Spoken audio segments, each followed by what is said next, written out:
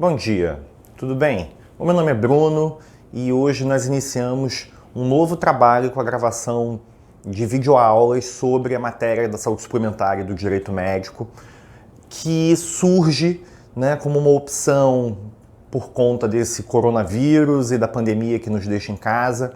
A nossa ideia é colaborar com os estudos dos colegas, gerar algum conhecimento, dividir aquilo que nós aprendemos ao longo dos anos e, de alguma forma, aproveitar esse tempo que nós estamos todos reclusos em casa para dividir conhecimento, Muita gente discute sobre o que acontece em razão do vírus e da pandemia e como fica a saúde, mas eu acho que grande parte das pessoas ainda precisa compreender como é o sistema de saúde. Para aqueles que estão entrando na saúde suplementar, essa é uma questão, e para aqueles que já são da saúde suplementar, eu acredito que as videoaulas ajudem a aprimorar o nosso conhecimento, de alguma forma atualizar, discutir. Então é uma pena que a gente não consegue ter uma aula presencial como era pensado para o nosso curso de extensão em saúde suplementar, mas vamos tentar. Eu peço desculpas antecipadamente se eu fizer alguma coisa errada, engasgar, parar, ir para lá, olhar para o outro lado, que não seja a câmera, mas a gente está iniciando isso tudo e é uma experiência muito interessante, nova, e vamos tentar, Vamos ver se dá certo, para que a gente consiga ir desenvolvendo o trabalho e colaborando e discutindo e fomentando o debate em torno da matéria da saúde suplementar. Tá? Então, a ideia inicial vai ser seguir, criar notas introdutórias sobre o curso de extensão que foi pensado lá da OAB e discutir partes da matéria. Obviamente, o nosso interesse e a nossa vontade era de conseguir passar todo o conteúdo por vídeo, mas, na verdade, o que a gente vai fazer são criar notas introdutórias, tratar do tema, fomentar o debate e, em algum momento, a gente está junto, para poder discutir tudo isso, porque a aula, obviamente, tem muito mais dinâmica quando as pessoas estão próximas e a gente tem a possibilidade de discutir, dando aula, olhar uma cara feia, alguém que achou estranho ou que achou interessante, e tudo isso vale muito, no momento da gente produzir alguma coisa. Mas, como infelizmente só estou eu olhando para uma câmera, imaginando que todos os doutores estão do outro lado, eu vou tentar tornar essa experiência o mais natural possível, dentro do que for possível, tá bom? Então vamos começar mais ou menos por onde geralmente as pessoas vão pelo final, Vamos pela bibliografia. Não se preocupa com o vídeo, ele serve muito mais para mim como uma orientação, um orientador de por onde eu devo seguir para não me perder, mas ele vai ficar disponível junto com o resto, junto com o vídeo, com o material e com o que for possível, Mas a bibliografia sobre saúde suplementar ela é sempre muito difícil, Infelizmente, temos pouco material disponível sobre a matéria, mas todas as vezes que a gente gravar alguma coisa, eu vou tentar trazer, nem que sejam artigos científicos, notas de revistas, para que a gente possa aí ter um material de base, de apoio, para poder estudar, até para falar assim, falou besteira, Bruno, tá vendo? Então, vamos lá. Eu sempre vou indicar a revista de Direito da Administração Pública, a REDAP, que é uma excelente revista, tem diversos artigos sobre regulação, Nós temos, inclusive, 2 artigos muito bons, que vão ser citados mais à frente, que valem a pena e que vão dar essa noção bem fundamentada sobre a regulação no Brasil, as origens, a defesa da concorrência e todas essas questões que envolvem a agência, não só a ANS, mas o sistema regulatório do Brasil.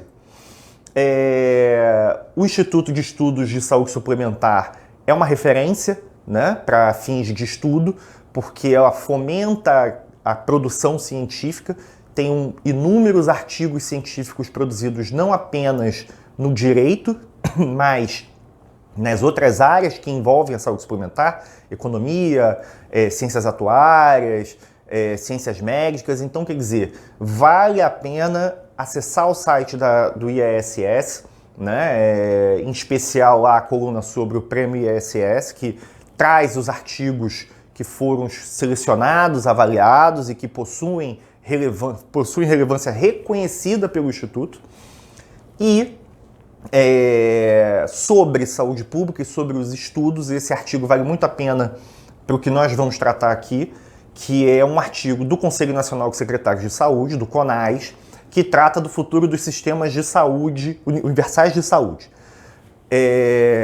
A maioria dos colegas provavelmente não se aprofundou, mas é óbvio que cada país adota um sistema público de saúde, né? Nós temos sistemas como o nosso, que são universais, e os dos Estados Unidos, por exemplo, que não agregam absolutamente ninguém. Mesmo aqueles que não têm nenhuma condição são atendidos, mas eventualmente recebem a conta em casa para pagar.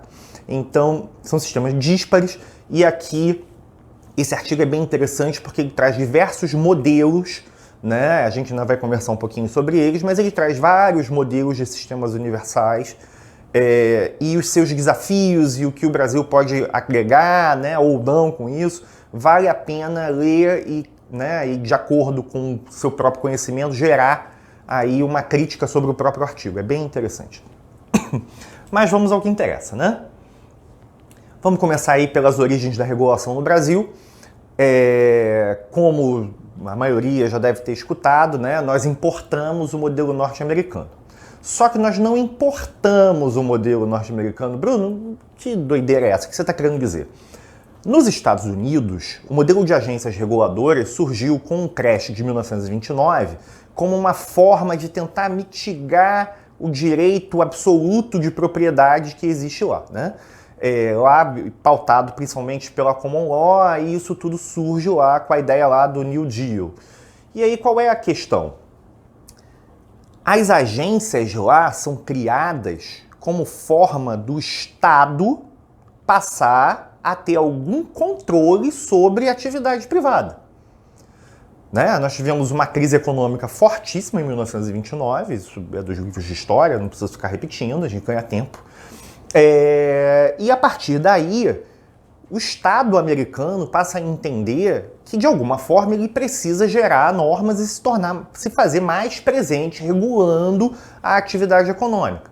Então, as agências são criadas como um braço do Estado, né, que cria regras concorrenciais, de infraestrutura, de conceitos mínimos que garantam segurança, concorrência, e que mantenham, claro, a liberdade econômica. Tudo isso tem muita relevância porque eles partiam do pressuposto de que a propriedade privada é absoluta e não regulável. Todas as vezes que o Estado impõe alguma coisa, você, na verdade, diminui os efeitos sobre a propriedade privada. O direito norte-americano é completamente diferente do nosso, mas completamente. A ideia é muito diferente. O Estado é realmente minimamente intervencionista e o conceito da sociedade norte-americana não aceita que o Estado intervenha efetivamente ou com tanta solidez na economia. Né? A jurisprudência, né?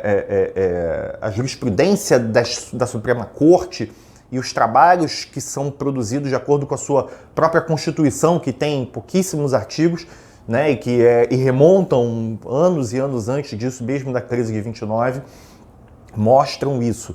Então, não dá para a gente trazer ou simplesmente importar, né, qualquer coisa de lá para cá, porque o direito é completamente diferente. Mas, em tese, nós importamos essa ideia de agências reguladoras para o Brasil, né? Entre os anos de 60 e 80, o Estado passa a intervir diretamente na economia, sem agências reguladoras. Antes disso, não que ele não intervisse, mas os estudos e os trabalhos que surgiram, né, com a Revolução Industrial, com tudo o que aconteceu, vêm dessa época, entre 60 e 80, e ganham corpo efetivamente com a ideia da redução da intervenção do Estado na economia aqui no Brasil, com a reforma, né, com a Constituição de 1988. O movimento pós-constitucionalista, a partir ali dos anos 90, entende que o Estado deve intervir menos na economia.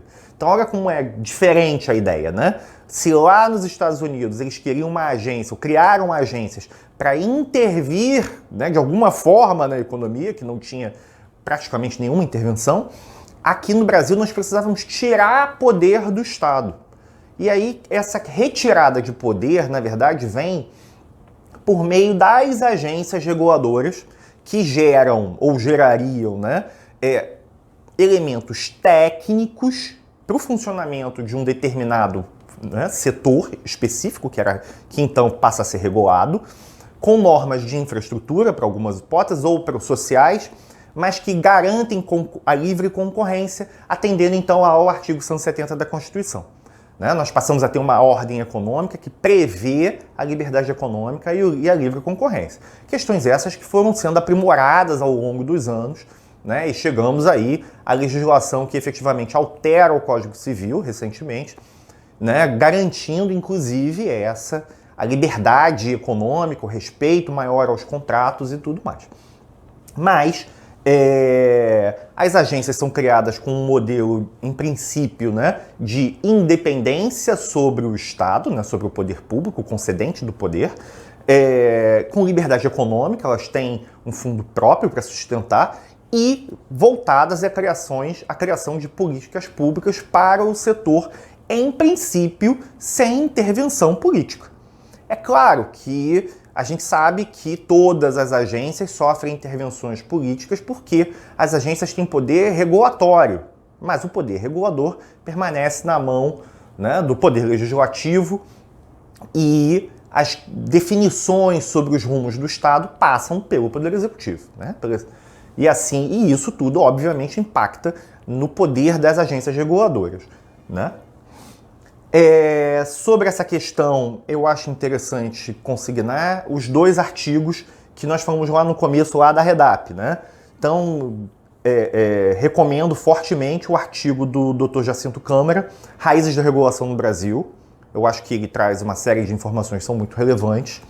E do George Humbert, os deveres das agências reguladoras e a garantia da livre concorrência. 2 ótimos artigos que aprofundam mais a matéria e que podem servir aí de base, de pauta para os estudos dos colegas. Mas, bem por cima, essa é daqui que vem a regulação no Brasil, né? A ideia, em princípio, era essa. Mas, né, nós estamos tratando de saúde pública, de Agência Nacional de Saúde Suplementar.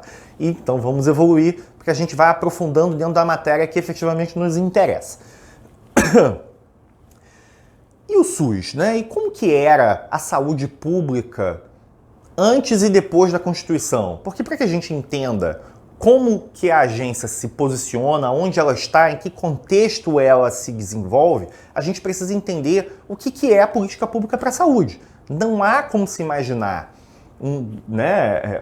as razões de existir da agência, né, e da saúde suplementar sem entender como é a saúde no Brasil. Pois muito bem, para a gente não ficar retornando lá à era do Oswaldo Cruz, vamos ficar só com o movimento imediatamente anterior a 1988, a Constituição, e o pós-reforma, chegando aí até os nossos dias de hoje, o que encurta bastante o nosso discurso. Pois muito bem, antes de 88, a saúde era garantida aos empregados, ou seja, aqueles que tinham carteira assinada e registro no Instituto Nacional de Previdência Social, o INAMPS. Né? Os mais velhos, eu ainda, né, peguei o cabelo um pouco branco, né, mas eu ainda lembro do INAMPS, né, de ter estudado, de ter feito algum levantamento sobre isso. Não é da minha época, mas é realmente alguma coisa ali daquele período.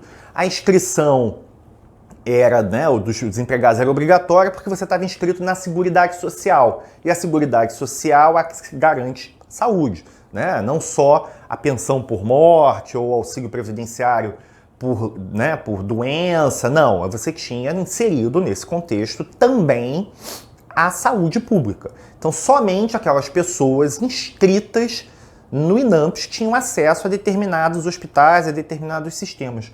Mas e como funcionavam aqueles que não tinham inscrição ou dos mais pobres? Nesse período, nós tínhamos fortemente a ação das Santas Casas, que existem até hoje. Mas naquele período eram elas quem recebiam os subsídios do Estado e de entes privados para garantir a saúde da população carente. Então não existia esse sistema universal com coberturas amplas e a presença da mão do Estado atendendo a toda a população. Isso veio com a Constituição de 88. Quem não era atendido pelo INAMPS ou estava numa situação das Santas Casas, tinha os seguros saúde, que já existiam há muitos anos, sem a regulação da agência. A gente vai chegar nesse ponto mais para frente um pouquinho. Mas a saúde era dividida essencialmente nessas três figuras, né? Dos empregados inscritos na Seguridade Social, nas Santas Casas, para os mais pobres, e nos seguros saúde. Depois da Magna Carta, lá, né, de 88, a saúde passa a ser um direito de todos e um dever do Estado, que deve garantir acesso universal a todos os meios e a toda a população. Então isso muda completamente o paradigma, porque nós, todos reunidos em Assembleia Constituinte, por meio dos nossos representantes, claro, decidimos que cabe ao Estado brasileiro sustentar, né, garantir a saúde de toda a população brasileira, não interessa de quem, de toda a saúde, de toda a população. E isso muda o paradigma porque as Santas Casas mesmo perdem força com tudo isso, tanto que nós hoje em dia, né, enxergamos um declínio grande deles, infelizmente, e passamos a ter ainda a figura dos seguros saúde lá em 88 e tudo mais. Em 1990, então, esse artigo ele passa a ser atendido por meio da criação do Sistema Único de Saúde, pela Lei 8080, que ao longo dos anos vem sendo discutido e mitigado a questão da universalização, das coberturas, por força do custo da medicina. Aquele artigo que eu mencionei lá no começo do CONAS, sobre o futuro dos sistemas de universalização, faz muito sentido nesse momento. Por quê? A medicina evoluiu junto com a tecnologia e o custo da medicina veio junto. Então se nós tínhamos uma medicina rudimentar lá em 1960, 1950, com poucos meios, poucas tecnologias, em 2020 não se imagina um mundo sem alta tecnologia. Nós discutimos sobre robótica, sobre remédios com base no DNA, que só foram possíveis graças à evolução da tecnologia. E isso trouxe um custo para a medicina. Tanto que, se os colegas forem fazer um levantamento, por exemplo, da inflação dos últimos anos, né, nem vamos levar em consideração aí esse período de 2020, né, mas se formos olhar para trás e for buscar o índice do IPCA, vai verificar que o IPCA tem uma alíquota, né, anual, tem um índice de inflação, e se for no IPCA saúde, ele é pelo menos o dobro do IPCA amplo. Por quê? Porque a inflação médica é extremamente maior do que a inflação média de todo o resto da cadeia de consumo. Então vale muito a pena entender essa questão, porque a universalização passa por isso, né? Os colegas estão acostumados a demandar em juízo, principalmente contra o SUS, né? Porque buscam atendimentos ou tratamentos especializados aqui ou ali, já se depararam com o uso da teoria da reserva do possível, né? Em que o Estado diz, olha, eu entendo que eu devo prover qualquer meio existente para a saúde da população, mas eu não tenho a capacidade de prover tudo, porque eu não tenho recursos financeiros capazes de suportar. E aí você tem toda uma discussão, um embate, né, jurídico, político, social sobre essa extensão e sobre tudo isso. Vale a pena, principalmente, observar modelos que são próximos dos nossos, como na Inglaterra, que eles têm lá o NHS, a Portugal, que também tem um modelo de saúde universal, e a Colômbia, que tem um modelo de saúde que é completamente diferente. Na verdade, lá na Colômbia, ele lembra um pouco o nosso pré-constituição, né? Os empregados obrigatoriamente são inscritos em planos de saúde, não na Seguridade Social. E a subvenção da saúde vem direto dos empregadores que pagam sistemas de saúde. É bem diferente. Então, isso mostra que a gente tem muito a aprender com outros sistemas, né?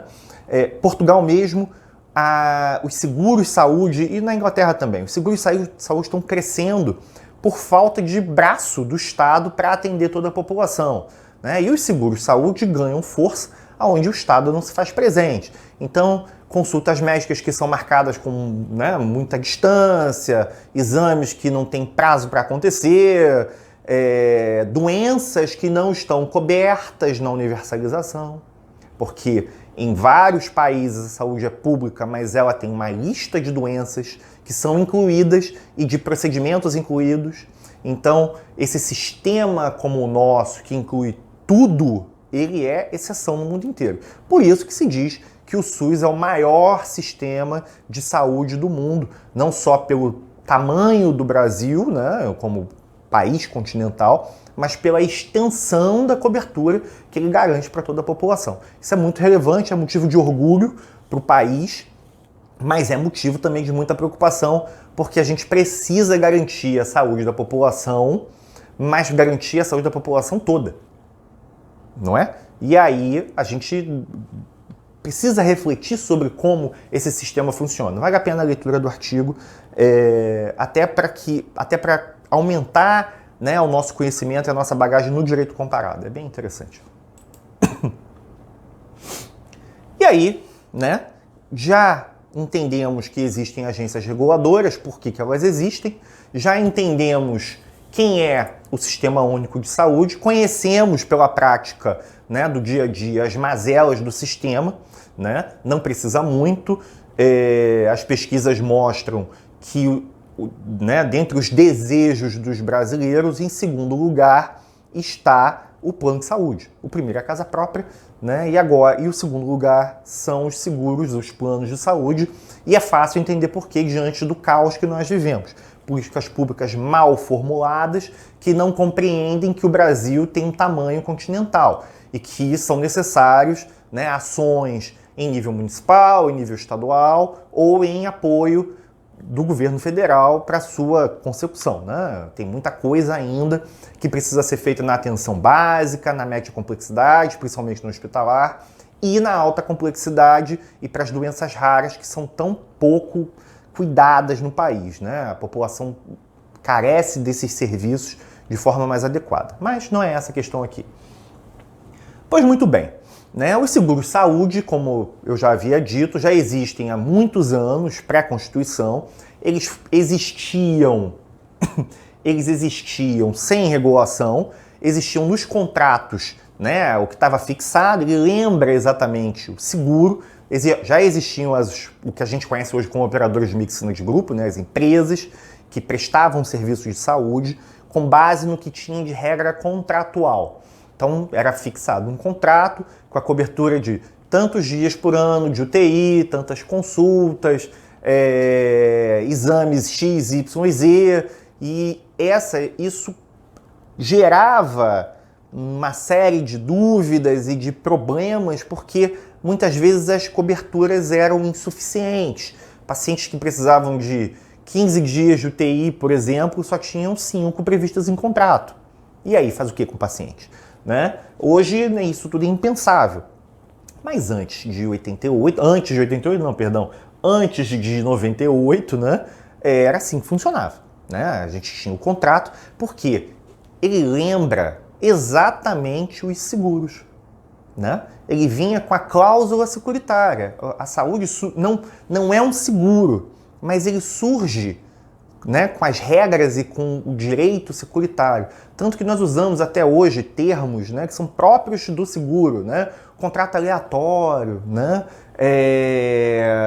sinistro, quando a gente fala sobre, né, uso efetivo do plano e carteiras e tudo mais.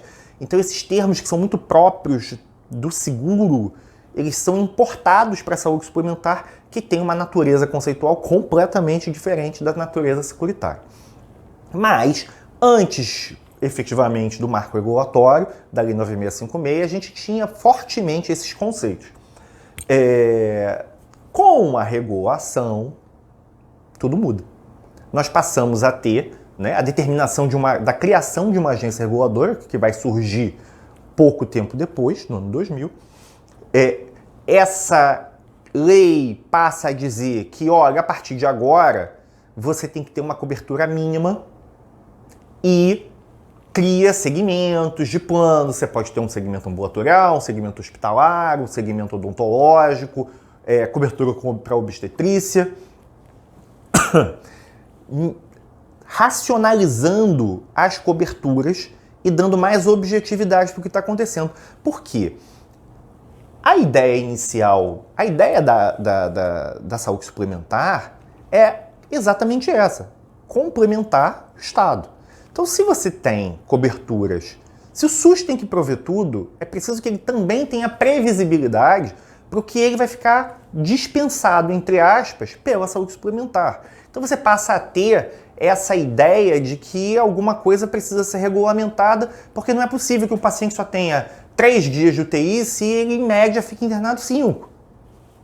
Questões que não faziam muito sentido e tornavam o mercado muito nebuloso, muito complicado. É claro que nem todos os beneficiários quiseram migrar para o novo modelo.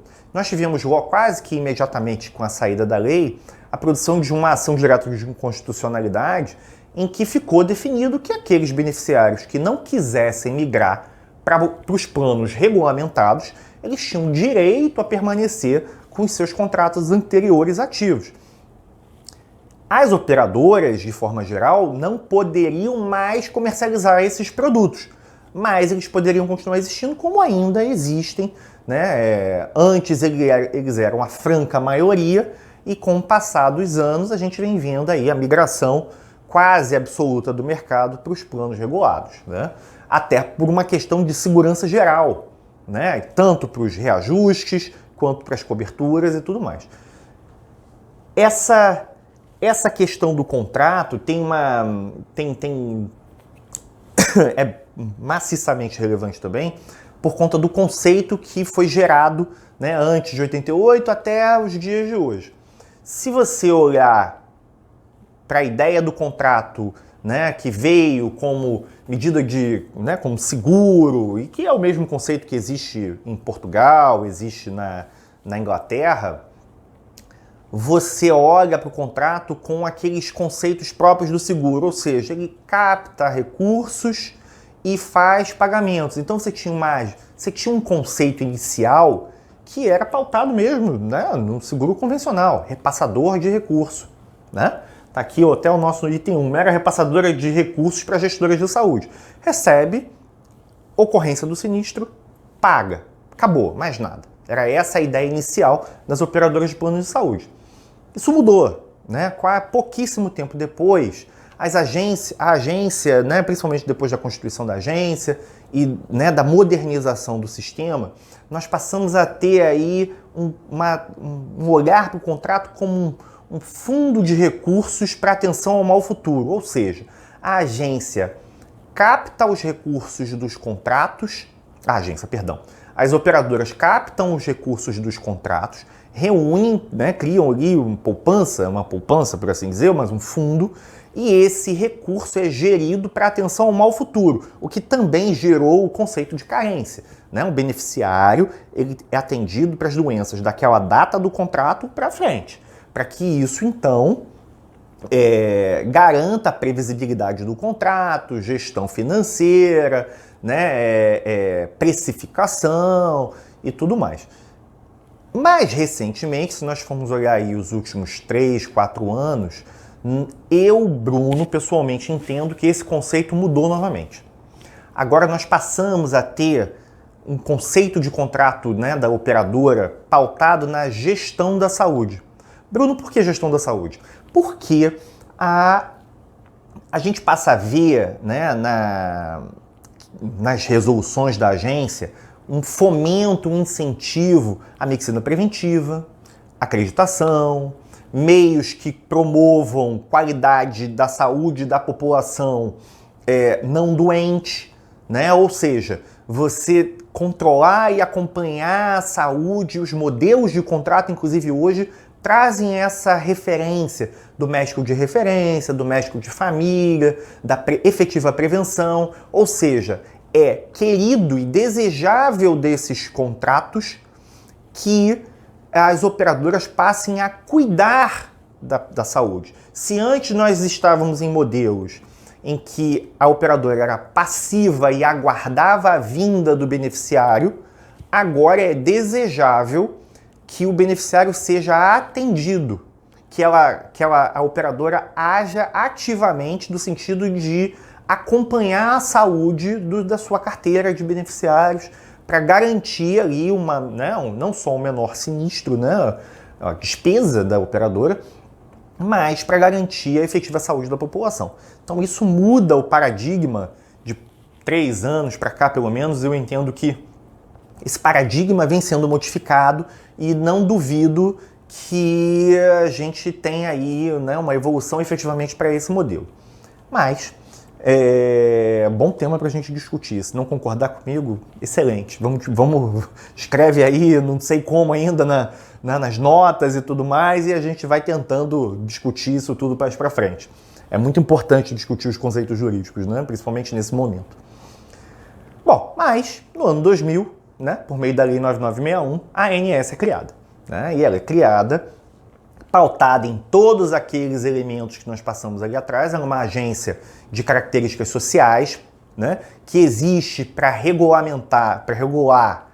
um mercado que é extremamente relevante, porque hoje conglomera quase 50 milhões de pessoas, mas já teve 60 e poucas milhões de pessoas inscritas em planos privados, com volumes financeiros de recursos exorbitantes, enormes. Então, não é tão simples assim, né, deixar esse mercado, não era tão simples assim deixar esse mercado solto. A gente está falando de saúde, que é inclusive um dos desdobramentos do direito fundamental à vida, né? Não se imagina você laborar ou trabalhar o direito à vida, previsto no artigo 5º da Constituição, sem levar em consideração a saúde. Um está intrinsecamente ligado no outro, né? E não seria diferente. E aí você passa a ter uma agência que cria, né, regulamentos para criação de operadoras, manutenção de ativos garantidores, margem de solvência, coberturas, segmentos e toda uma gama de atividades que tornam a saúde suplementar um mercado altamente regulado e bem regulado. Por mais que existam críticas, aí a minha opinião pessoal, eu acho que a agência, a ANS, é, se não a melhor, uma das melhores agências em atividade no Brasil. Ela é extremamente técnica, sofre pouquíssima influência política, sofre influência política porque toda agência sofre, não seria diferente, mas que tem um nível técnico muito bom e que, claro, está sempre no olho do furacão das discussões técnicas. Não há como imaginar que todo mundo vai estar satisfeito com todas as decisões regulatórias, né? A agência existe para criar um meio termo entre todas as pretensões, beneficiários, prestadores, operadoras, e gerar um equilíbrio do mercado que garanta a sustentabilidade do mercado e a efetiva prestação do serviço aos beneficiários, né, com a subsistência também da rede hospitalar. Então é um trabalho hercúleo extremamente difícil. Então, na minha opinião, parabéns à agência pelo bom trabalho que vem, né, tocando aí pela frente. E espero que assim continue para todo sempre. Mas é interessante que essa questão das agências, muito se discute, né, das agências terem poder judicante, regulatório, ou regulador, legislativo, executivo, porque ela tem poderes múltiplos para determinadas situações. Mas aqui a gente precisa deixar bem definido que as agências têm poder regulatório. O poder regulador pertence ao poder legislativo, né? Ou eventualmente ao poder executivo quando lhe compete. E isso tem muita relevância, porque não pode, nenhuma das agências pode atravessar aquilo que está previsto em lei. Por mais que se diga que ela é a agência técnica, né, capaz e capacitada de tomar determinadas decisões, ela deve atender ao que está previsto em lei, porque ela tem capacidade regulatória e não reguladora. Tá? Isso tudo é muito interessante, porque a gente discute todos os dias e vamos passar aqui pela principal discussão da existência da agência, que é a extensão das coberturas, né, das operadoras de planos de saúde. Isso aqui é muito, muito, muito importante, porque ela mostra exatamente a extensão da lei, a extensão da regulação e os limites do Poder Judiciário, né, diante do que foi definido como política pública para a saúde e política pública para a saúde dirigida à saúde suplementar. Né? Essa discussão do rol é assim paradigmática para tudo isso. Já tendo em mente tudo que nós conversamos para trás, passamos então a entender por que eu estou dizendo que isso tudo é tão importante. O que acontece? Se o SUS existe para todos nós, a saúde suplementar existe em princípio para desafogar o SUS, porque a saúde é um dever, é um direito de todos e um dever do Estado. Então qualquer ato praticado para atendimento fora da rede SUS desonera o SUS, né? É uma conclusão até bem objetiva. Nesse aspecto aqui, só para que a gente veja o que está previsto na legislação, nós temos lá, né? Artigo 10º, parágrafo 4º da Lei 9656. Se não tiver, né, muito legível, não se preocupa, que vai estar lá no material disponível depois também aí o slide. Parágrafo 4º. A amplitude das coberturas, inclusive de transplantes e de procedimentos de alta complexidade, será definido por normas editadas pela ANS. Entenda-se normas editadas pela ANS, o rol. Bruno, mas a ANS tem competência para editar essa norma que está escrita na Lei 9656? Tem. Compete à ANS, artigo 4º da lei agora da 9961 de 2000, que é a lei que regulamenta a existência, né, e a criação, os poderes da agência. 4º, compete à ANS. 3. Elaborar o rol de procedimentos e eventos em saúde que constituirão referência básica para os fins do disposto na Lei 9656 e suas excepcionalidades. Então, a lei diz o seguinte: olha, agência, você tem que criar um rol para que as operadoras, como referência mínima de cobertura. O que isso quer dizer? Que qualquer operadora do mercado deve assegurar, no mínimo, aquilo que está no rol. Isso significa que um determinado procedimento que não está no rol, mas que consta no contrato, tem cobertura. Porque o rol é o mínimo.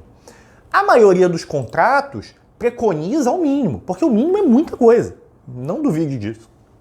E aí voltamos aqui para entender, eu acho que essa gravura eu usei numa palestra que eu fiz lá na OAB Maceió, até um abraço meu amigo Juliano, presidente da Comissão de Direito Médico lá da OAB Maceió, um colega querido, já desde os idos da pós-graduação que nós fizemos em Coimbra.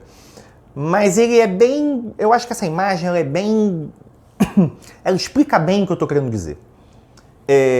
Se nós temos no artigo 196 da Constituição o nosso pacto social, ou seja, e aí aqui a imagem do Brasil, porque somos todos nós, e nós decidimos em Assembleia Constituinte que todas as doenças e procedimentos serão suportados pelo Estado, quando nós temos, e no artigo 199 dissemos que a saúde é livre à iniciativa privada, a gente está dizendo o seguinte: olha, nós brasileiros decidimos que iremos suportar, né, as doenças e os tratamentos uns dos outros enquanto nação. Mas, se o privado quiser participar da saúde, para ele é livre. E aí, criamos a lei 965, a lei que cria a agência 9856. Não. Deixa eu ver o número da lei que agora eu me engasguei. 9656, olha só, tá vendo? Eu já tô falando direto sem parar, eu já começo a embolar o que tá na cabeça. Vamos lá. Quando nós criamos a lei 9656, a gente diz o seguinte, olha, eu sou obrigado a tudo, mas as operadoras vão atender nos seus contratos a determinação de que as pessoas incluídas nos contratos suportarão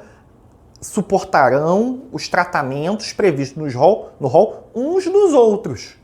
Então, aqueles pequenos núcleos criados por meio dos contratos coletivos, individuais, coletivos por adesão, empresariais, autogestão, eles suportarão os seus tratamentos dentro do rol. O que não estiver no rol, eu, Estado brasileiro, tenho que atender.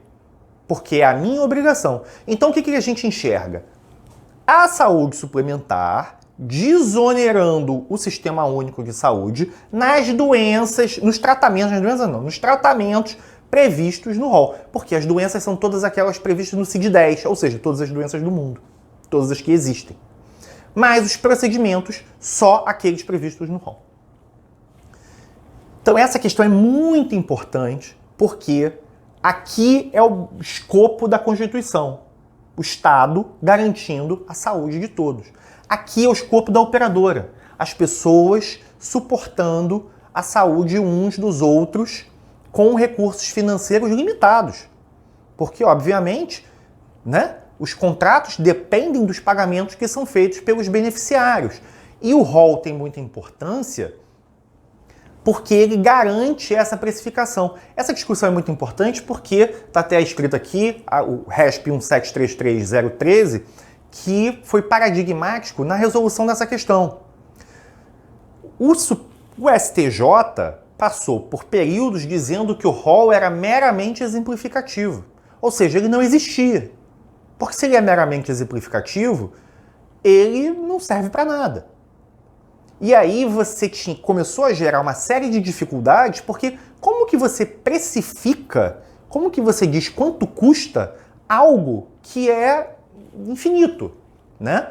Você tem tratamentos novos, caríssimos, né? Como é o caso, eu sempre uso esse exemplo, o caso do Zolgensma, que é uma medicação para portadores de AME, que acabou de ser criado no ano passado, custa 9 milhões de reais.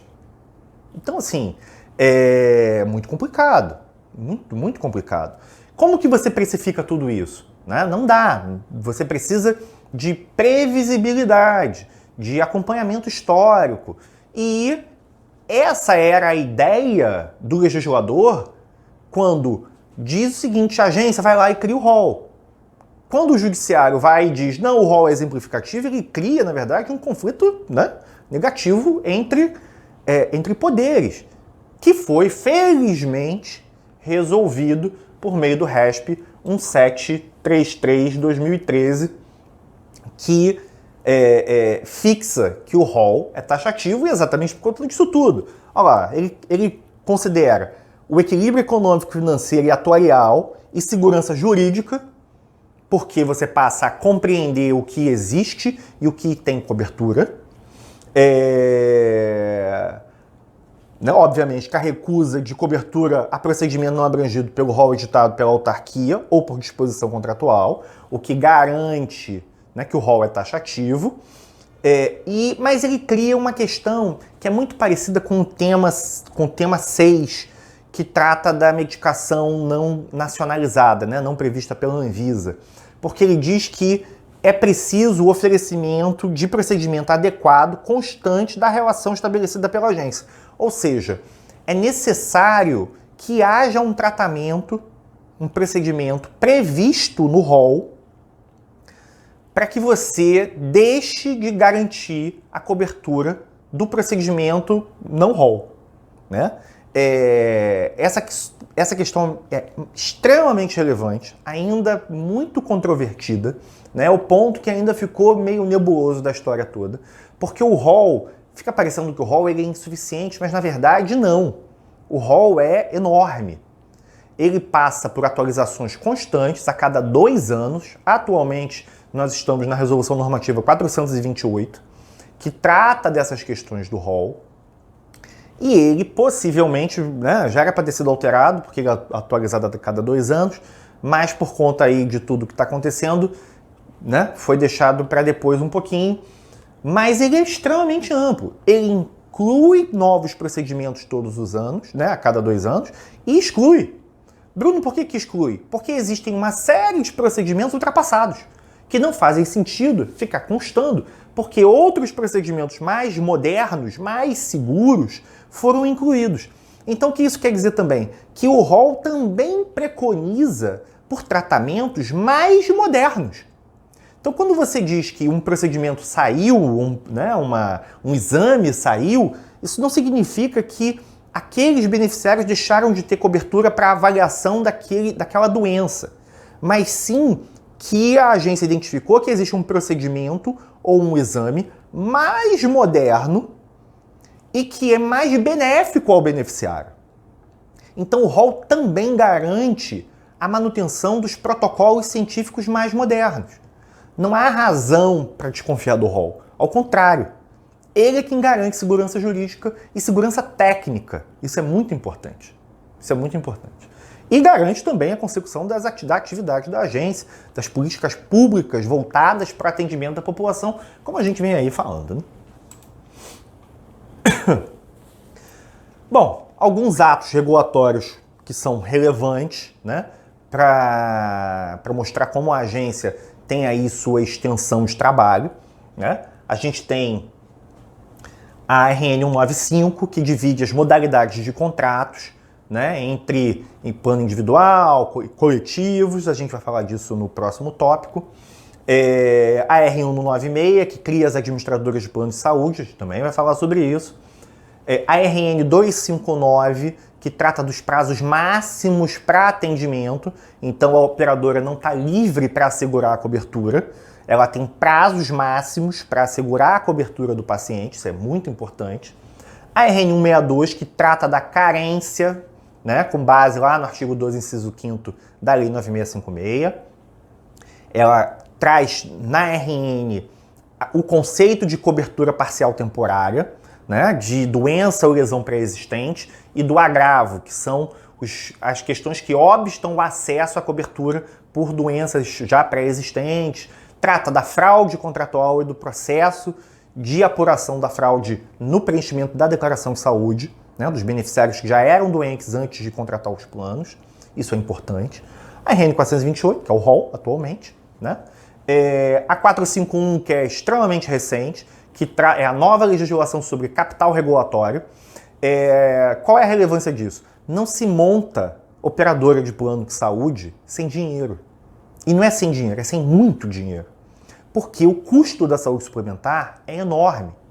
E ela é capaz de movimentar recursos financeiros na mesma proporção, enormes.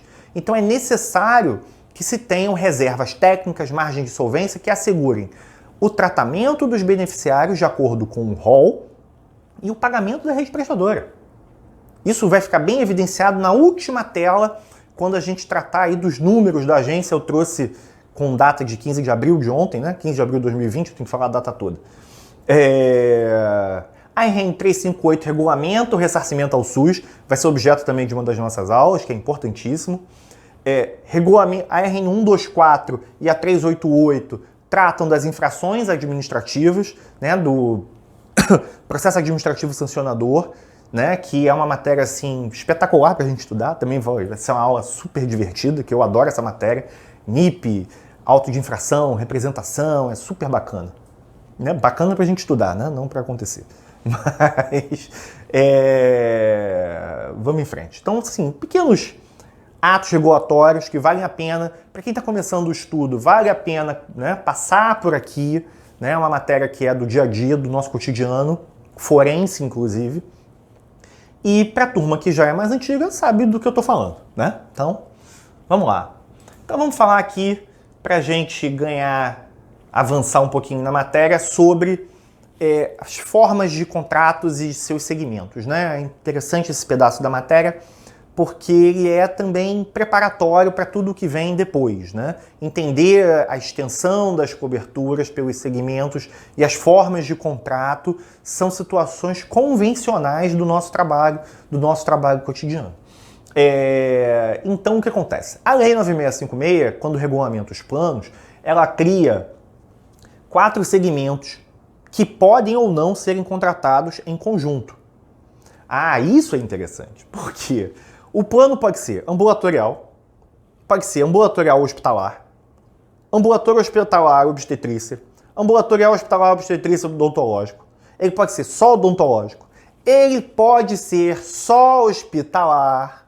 Então isso aqui é importante, não há obrigatoriedade de contratação de plano com cobertura ambulatorial hospitalar com cobertura ambulatorial junto. Né? É possível a contratação em segmentos, existem produtos de operadoras registrados dessa forma. É uma prática, né, em desuso, né? Pouquíssimas operadoras trabalham com esse modelo, mas ele existe, né? Então a gente precisa citar. Ele pode ser contratado hospitalar com obstetrícia e hospitalar obstetrícia odontológico. Né? As coberturas se definem com base no rol, né? A cobertura ambulatorial é a mais ampla de todas, porque ela também agrega, né, os tratamentos de hemodiálise e de oncologia em nível ambulatorial, que são os principais tratamentos em ressarcimento ao SUS. Né? Perdão. Então, quase a integralidade da saúde suplementar está no plano ambulatorial.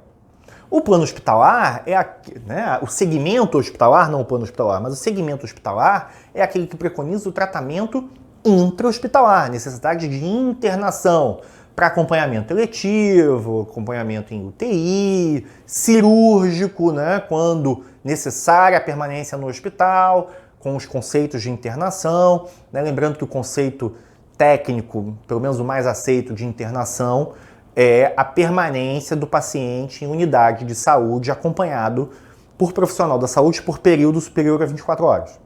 Né? Existem outros conceitos, mas esse conceito é amplo e muito aceito. Se tiverem outros, inclusive bibliografia sobre isso, eu recomendo o livro do professor, não está aqui na minha estante, mas o do professor Genival Veloso, que é referência nessa matéria, principalmente na parte técnica, ética. Vale a pena, um livrinho grande, mas muito, muito bacana de ler. E claro, tudo que vocês puderem consumir do queridíssimo professor Eduardo Dantas, né, que dispensa maiores elogios, porque ele é excelente. Mas vamos em frente. Obstetrícia, né, a cobertura para obstetrícia preconiza o parto e o atendimento do recém-nascido pelo período de até 30 dias, vinculado, não de até 30 dias, desculpa, de 30 dias, coberto pelo plano da mãe ou do pai, bem como sua inscrição, né, no plano e tudo mais. E o odontológico, o plano odontológico, né, para tratamento, também com previsto em contrato e tudo mais. O plano que vem ganhando espaço, né, principalmente porque raríssimas são as clínicas vinculadas ao SUS, né, o tratamento odontológico é maciçamente privado, então ele tem aí um espaço importante na saúde suplementar, apesar de pouco contratado. As modalidades de contrato é que são interessantes porque aqui se gera muita discussão e muita confusão no próprio mercado. Né? A maioria da população se perde nesses conceitos contratuais. Eu acho que é importante nessas notas introdutórias trazer também as modalidades de contratos para que a gente entenda o que é o plano individual, o coletivo, né? O que é a administradora. Então a gente vai fazer essas notas introdutórias mesmo para referendar tanto os colegas que estão se inserindo, quanto aqueles que estão querendo lembrar alguma coisa que porventura esqueceram. Mas plano individual, né, ou grupo familiar, é o plano contratado pela pessoa física diretamente com a operadora. Né? O vínculo existente é beneficiário-operadora. Né? Ele tem uma regra de cancelamento que está prevista na Lei 9656, no artigo 13. Essa aqui é bem conhecida. Né? Um plano individual só pode ser cancelado por inadimplência, caso a inadimplência seja superior a 60 dias e com 50 dias a operadora notifique o beneficiário de sua inadimplência e ele não promova o pagamento. A operadora não pode solicitar unilateralmente o cancelamento do contrato. Isso é muito importante. Então, você tem uma regra de cancelamento prevista em lei com um limitador da vontade, né, de uma das partes importante. O reajuste é aquele fixado pela agência. Normalmente a agência edita uma norma fixando qual é o reajuste máximo para os contratos individuais e esse reajuste então é aplicado aos beneficiários.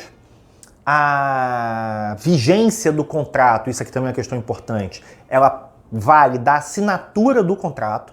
Feita a assinatura do contrato, começa a contar o prazo de 24 horas, que é o prazo da menor carência, que é da urgência e emergência, né? É o menor prazo de carência do contrato. Vigência da assinatura e a carência, conforme lá o que está previsto na legislação, começa, né, nesse marco inicial da assinatura do contrato e segue o que está previsto minimamente lá no inciso 5º do artigo 12, com as suas carências, e lá na RN 162 em caso de cobertura parcial temporária por doença ou lesão pré-existente. Os contratos coletivos, eles então vão se dividir, né? Saímos do individual, passamos a ter um contrato coletivo. O contrato coletivo, que é a maior modalidade da saúde suplementar, ele se divide em contratos coletivos empresariais e coletivos por adesão. É interessante olhar os modelos do contrato também baseado em uma das políticas públicas geradas pela Agência para a Saúde Suplementar. Note que ela cria modalidades de contrato até para testar o mercado, né? Para entender o seguinte: por onde os beneficiários vão caminhar? Eles vão seguir num modelo direto com a operadora, com a empresa, com grupos associativos, por onde a sociedade vai caminhar melhor, né? Eu acho que aqui a gente tem um bom modelo, né, de política pública da agência para o mercado, né, com regras de regulação diferentes. Tá? Então, nos planos coletivos, no coletivo empresarial, quem contrata são as empresas, né? É o plano de saúde em que a operadora é contratada pela empresa para oferecer plano de saúde para os empregados, né? Para toda a massa de empregados daquela empresa. Eles podem ser contratados pelas empresas de grande, pequeno, médio porte, pelo microempreendedor individual, pelo empresário individual, tudo com base recentemente na RN 432 de 2017. Né? Nos planos contratados pelo empresário individual, tem uma regrinha importante, que os empresários individuais são obrigados a comprovar a condição de empresário individual anualmente. Tá? Vale a pena lá a leitura da RN 432, eu não vou entrar muito nesse contexto agora, porque não é o objetivo. Mas está lá na legislação, vale a leitura. Diferente do contrato individual, o contrato coletivo empresarial, ele tem o seu cancelamento pautado pelo artigo 17 da RN 195. O que o artigo 17 diz? Que as regras sobre cancelamento contratual devem estar previstas no contrato. Até pouquíssimos dias, né, atrás, né, mas já com influência de uma ação coletiva, uma ação civil pública do Ministério Público de São Paulo, o parágrafo único do artigo 17 foi revogado. O que dizia o parágrafo único? Que o cancelamento imotivado do contrato deveria ocorrer com aviso prévio de 60 dias. Nós imaginamos que a ação civil pública tinha por objetivo tirar a suposta multa contratual. Ou seja, se a empresa quer cancelar o contrato hoje, o contrato está cancelado. Sem que você tivesse ali um aviso prévio, né? Um período em que você ainda estava coberto. Só que, na verdade, ela dá quase um tiro no pé quando faz isso. Por quê? Porque nos contratos coletivos, a operadora também pode cancelar o contrato imotivadamente. Então, o que acontece? esse cancelamento também vem da operadora com prazo reduzido, com base no que está previsto no contrato. É claro que hoje, maciçamente, todos os contratos empresariais, né, a sua quase integralidade, foram produzidos com base na norma que ainda era vigente. Então está lá previsto no contrato que a rescisão do contrato se dará com aviso prévio de 60 dias. E isso continua valendo, porque vale o caput. E o caput diz que o cancelamento do contrato se dará de acordo com o previsto em contrato. Então, o que acontece é, podemos verificar no médio prazo mudanças de cláusulas contratuais como permissivo para que os prazos de cancelamento atendam um aviso prévio menor ou que não tenham um aviso prévio. E isso vai gerar um problema. Então, assim, essa questão é importante até a gente referendar, porque vai uma crítica ao excesso de tentativa de intervenção de alguns, né, órgãos administrativos e judicantes sobre as resoluções da agência, que foram bem pensadas. Não havia razão para revogar o parágrafo único. Não gerou o efeito desejado. Não resolveu o problema. Aconteceu também com o projeto lá de cesarianas, porque queria fomentar a diminuição do número de cesarianas, criou um tumulto no mercado que não resolveu o problema. Ao contrário, gerou insegurança numa série de profissionais, criou embates jurídicos relevantíssimos e que não resolveram o problema. Então, não é por meio de decisões judiciais que se deve alterar uma norma regulatória, e sim pela discussão franca com a agência e toda a sociedade civil que demanda, né, que tem interesse na matéria, né? Mas isso aconteceu. Tá lá. Onde estamos? Sim, reajustes definidos conforme definido em contrato. O reajuste aqui, eu escrevo que via de regra é variação atuarial, porque eu não gosto do termo sinistro. O termo sinistro lembra as seguradoras e a gente tem que cada vez mais sair, né, desses conceitos das seguradoras. O que é a variação atuarial? É basicamente a mesma coisa, só muda o nome. Mas a ideia é, se o contrato tem uma quantidade de recursos financeiros, né, anuais.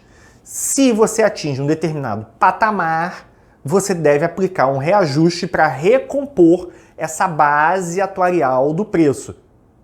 E isso é, né, a variação do custo em razão da inflação, do uso do plano efetivamente e tudo mais. Então essa variação atuarial é quem, via de regra, fixa o reajuste. O reajuste pode ser fixado por um índice governamental? Pode. Não há uma determinação que impeça que isso aconteça. Mas, via de regra, os contratos coletivos levam em consideração o sinistro, né, a variação atuarial.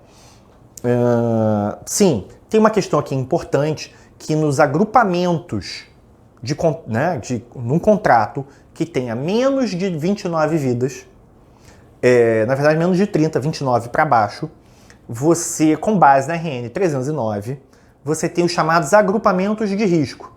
O que isso significa? Que a operadora vai pegar todos os contratos que ela tenha com menos de 29 vidas, vai somar todos esses contratos e aplicar um índice de reajuste para todos eles. Nos contratos com mais de 30 vidas, aí vale a variação atuarial de cada contrato, mas os reajustes fixados para contratos até 29 vidas, um reajuste para todos os contratos, tá?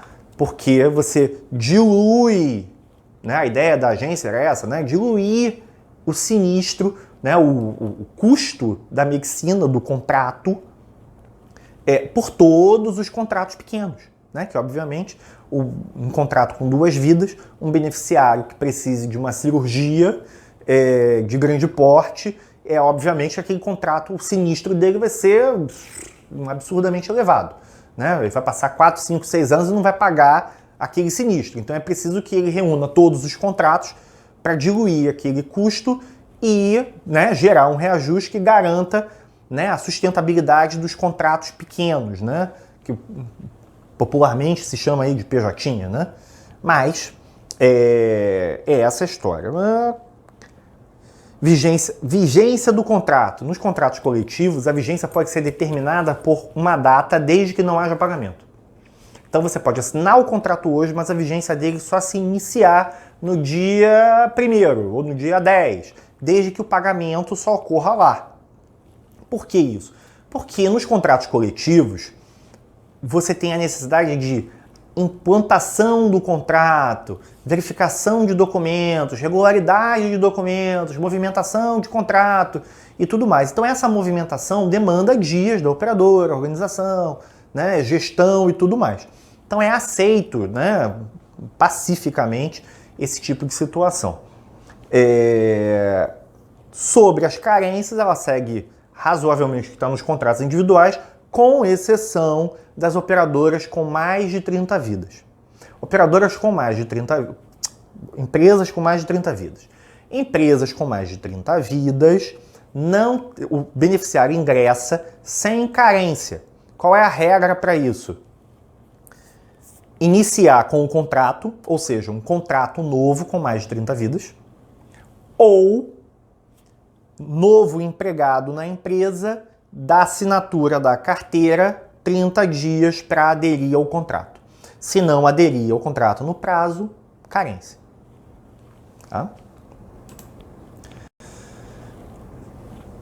Planos coletivos por adesão, que é uma modalidade também bem comum, e ela, na verdade, compete com os planos individuais. Tá? É uma modalidade que conglomera pessoas que não estão vinculadas a pessoas jurídicas, a empresas, né? E trazem no seu escopo uma questão um pouco diferente. Qual é a ideia aqui? São legitimados para contratar esse plano aqueles que estão lá no artigo 9º da RN 195. Essencialmente, categorias de classe, associações, sindicatos, entidades estudantis. Vale a pena ir lá dar uma olhadinha e vale a pena verificar o entendimento de FIS número 2. Eu não escrevi aqui, mas, por favor, porque ele trata quem tem efetiva legitimidade para contratar o plano, né? Quais associações efetivamente têm legitimidade para contratar o plano e não importam em falsos coletivos, né?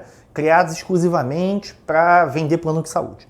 Mas vale a pena. Dá uma olhadinha lá no entendimento de FIS número 2. Se tiver alguma dúvida, manda aí que a gente troca uma ideia. Então, um beneficiário que contrata um plano coletivo, como funciona nesse caso? Ele, da mesma forma, ele tem a operadora, a associação e o beneficiário, né? Então, quem contrata o plano é a associação junto, vai lá na operadora e contrata em favor dos seus beneficiários. Ele funciona exatamente como um plano empresarial. A cobrança desses planos é feita pela operadora à associação. Não existe hipótese nos planos coletivos por adesão da operadora cobrar diretamente os beneficiários. A mesma coisa, eu não disse lá atrás, mas é a mesma coisa. Não há hipótese da operadora cobrar os empregados diretamente, salvo nas hipóteses de demitidos e aposentados, mas isso é outra configuração. A regra é essa. Nos planos coletivos por adesão, seguimos cancelamento igual o dos planos coletivos, né, o do artigo 17, lá da RN 195. Reajuste também idêntico, com base, né, via de regra na variação atuarial, aquela questão que a gente já colocou aqui atrás. A vigência também fixada no contrato, no termo de adesão, desde que não haja pagamento. Aqui tem uma questão importante do pagamento do corretor, porque via de regra, o pagamento que é feito na assinatura do contrato no coletivo por adesão não é a mensalidade. Via de regra, aquele pagamento é o pagamento ao corretor, a remuneração pela corretagem, ou seja, pelo trabalho do profissional corretor em intermediar a sua contratação daquele contrato coletivo por adesão, tá?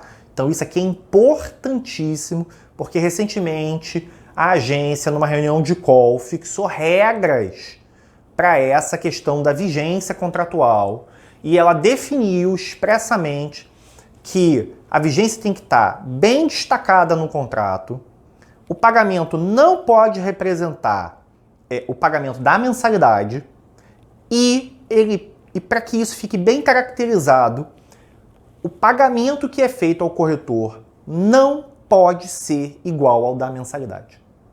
Então, se o plano custa 100, o corretor não pode receber 100. Ele pode receber 110, 90, mas isso não pode ser o mesmo valor, porque isso representa ou confunde o consumidor, né? A ideia é essa, e ele passa a ter o início da vigência na assinatura do contrato.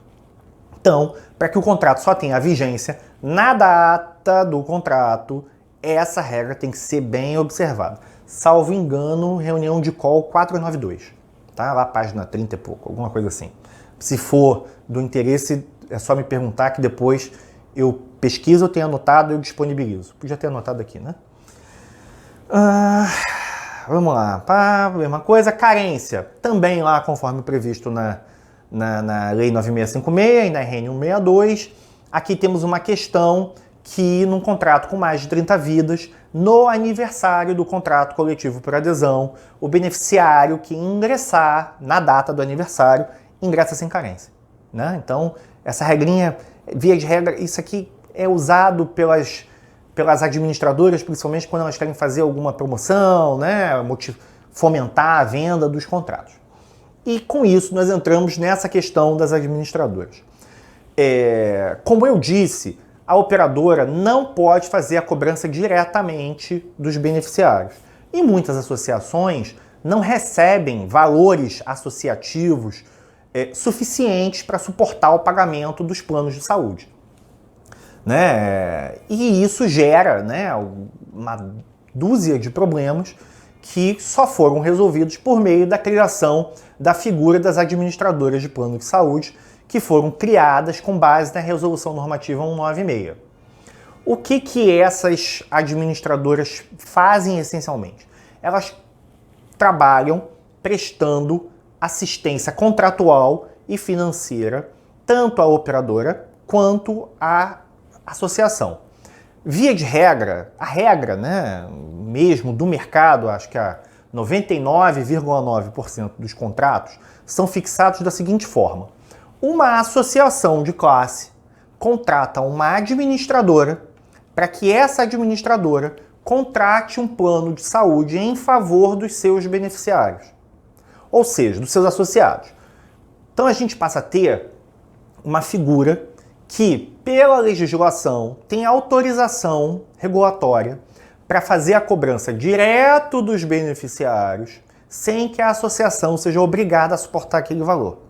Então isso muda o paradigma, porque a administradora ela tem autorização daquela entidade de classe para contratar um plano de saúde que vai ser oferecido aos seus associados, que vão aderir ou não ao contrato e vão promover o pagamento diretamente à administradora, que vai conglomerar os seus grupos, né, de entidades, associações com as operadoras e vai gerar essa mediação no contrato. A legislação determina algumas regras bem específicas para as administradoras.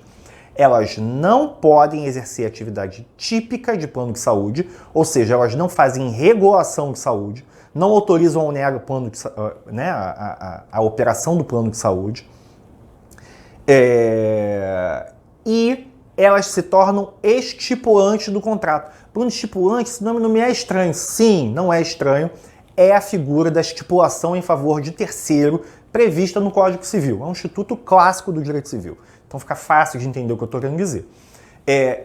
E essa estipulação é feita com responsabilização de pagamento integral, ou seja, a operadora emite o boleto integral para a administradora proceder ao pagamento.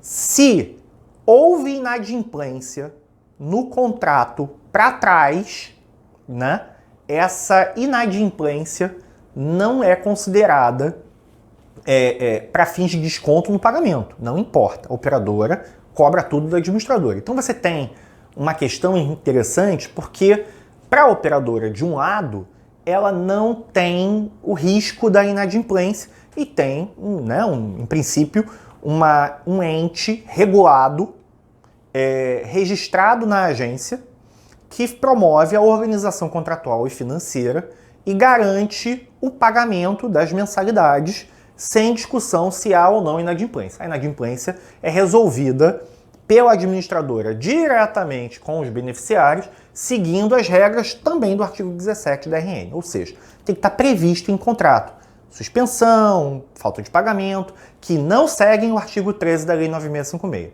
Significa que um beneficiário pode ficar com o contrato suspenso no dia seguinte ao não pagamento, bem como pode ter o seu contrato cancelado.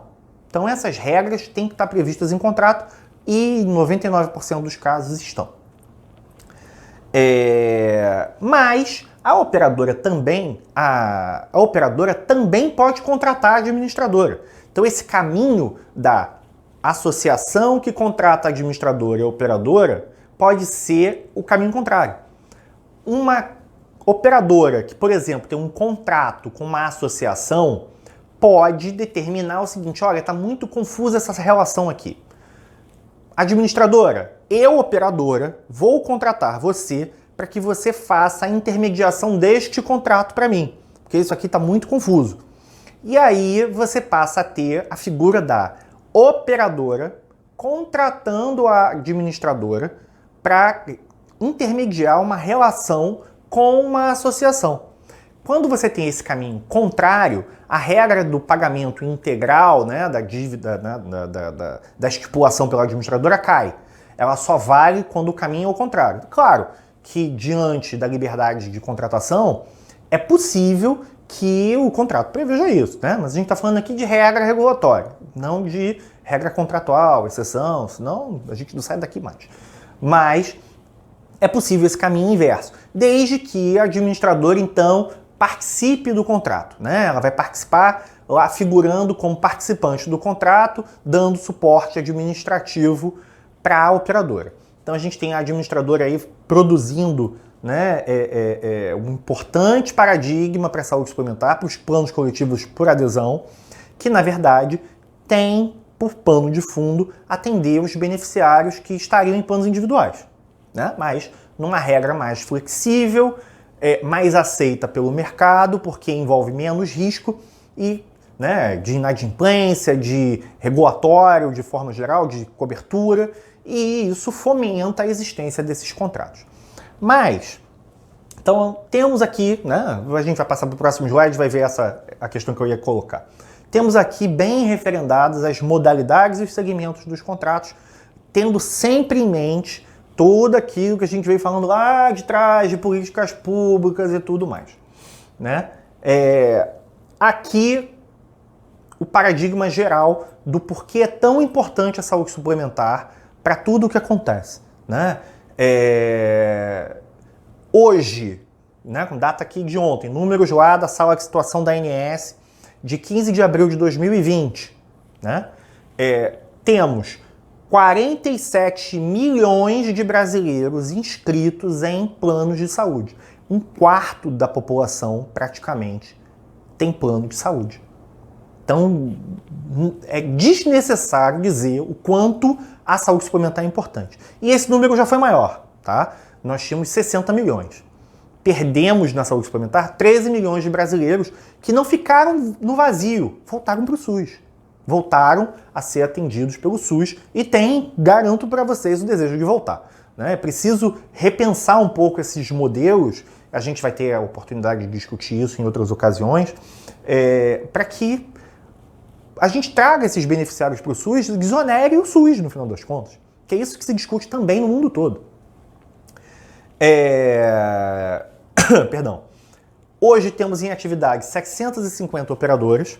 O mercado é fortemente regulado. Certamente, dessas 750, uma parte importante não funciona mais, não opera, só tem registro ativo, mas elas não têm operação, ou estão em fase de liquidação, ou estão lá esquecidas para serem efetivamente liquidadas. Já foram 1.100 e tantas operadoras lá no ano 2000. A gente aqui em 2020, 20 anos depois, já conseguiu liquidar oficialmente pelo menos 300 operadoras. A tendência é que esse número ainda caia um bocado mais, ó. E aí você vê, ó, operadoras em atividade, aqui, ó, do lado, operadoras ativas com beneficiários, 723. Então Então, na verdade, se levar em consideração a operadora ativa, temos 723, mas eu acho que ainda é menos, tá? Mas vamos lá. Nos tipos de contratação, modalidade de contrato, o contrato que sustenta a saúde suplementar é o coletivo empresarial, porque dos 47 milhões de beneficiários, 31 milhões estão nos planos coletivos empresariais. Então você tem 80% quase de planos coletivos no plano coletivo empresarial. 9 milhões no individual e 6 milhões no coletivo por adesão. Né? Mas o que tem aqui? Temos de relevante aqui também a receita das operadoras, que é para mostrar como esse mercado precisa dessa forte regulação, porque ela impacta, ela faz movimentos financeiros enormes. Nas despesas do terceiro trimestre de 2019, que considera o ano 2018 para 2019, do terceiro trimestre de 2019, as operadoras tiveram como receita de contraprestação 154 bilhões de reais. É muito dinheiro. E esse dinheiro precisa ser bem gerido. Por quê? Porque o mesmo número que diz que recebeu uma fortuna, um caminhão enorme de dinheiro, também registra que a taxa de sinistralidade foi de 83,8%. Bruno, o que é isso? Significa que dos 154 bilhões de reais, pelo menos, 100%, pelo menos 90 e poucos bilhões foram usados, até mais, foram usados para pagamento, 100 e poucos bilhões foram usados para pagamento da rede prestadora, ou seja, a operadora recebeu o recurso do beneficiário e usou para tratamento de saúde. A diferença que sobrou ali de 16% desses 154 bilhões foram para pagamento. Você tem pagamento de tributos, ressarcimento ao SUS e despesa administrativa. O que é despesa administrativa? Os funcionários que trabalham fazendo a saúde suplementar funcionar, que estão dentro das operadoras. A saúde suplementar não funciona só com os hospitais, com a rede própria ou hospitalar, credenciada e tudo mais. Não, ela funciona também com as equipes administrativas e aí sobra de margem de lucro para uma operadora, eventualmente, 2%, 3%, muito bem organizado, 5%. Mas mesmo assim é muito recurso financeiro. Mas como que você erra com 5% de sobra? Você não erra. Porque o volume financeiro é enorme. Então, o risco regulatório é enorme. Por isso que o mercado é fortemente regulado. Não é para amadores e nem para aventureiros. Não dá. Não dá. A margem é muito pequena para erro, muito pequena. É preciso um controle, uma gestão de governança corporativa, de compliance, de uma estrutura administrativa extremamente profissional. Então, uma operadora não se faz com boa vontade apenas e com dinheiro, porque mesmo só com dinheiro você quebra. Você precisa de muito profissionalismo. Gente, muito obrigado àqueles que tiveram a disposição e a paciência de assistir. É a primeira aula gravada. Torço muito para que vocês tenham gostado, tenham aprendido alguma coisa. Não tenham concordado comigo em muitas coisas e a gente vai poder discutir tudo isso, vai ser muito bacana. A gente pode marcar aí Hangouts, O Zoom tá meio perigoso, mas a gente marca alguma coisa que faça com que a gente possa abrir esse debate. Os próximos tópicos, em princípio, vamos passar por processo administrativo sancionador, que é uma matéria que eu adoro. Vamos falar de NIP, atendimento, prazo e tudo mais. É muito bacana tratar dessa matéria. E é isso, tá? Fica aí o contato do escritório. Se vocês tiverem interesse em trocar mais alguma ideia, deixa aí no espaço reservado as suas dúvidas, sugestões de temas. Em princípio, a gente vai seguir mais ou menos aquele roteiro que estava do curso de extensão em saúde suplementar que eu programei lá para a OAB. Eu espero que o curso, né, possa voltar assim que essa pandemia acabar, a gente ter a oportunidade de continuar tudo isso, repassar um pedacinho e aprofundar por lá pela OAB. Muito obrigado, um abraço.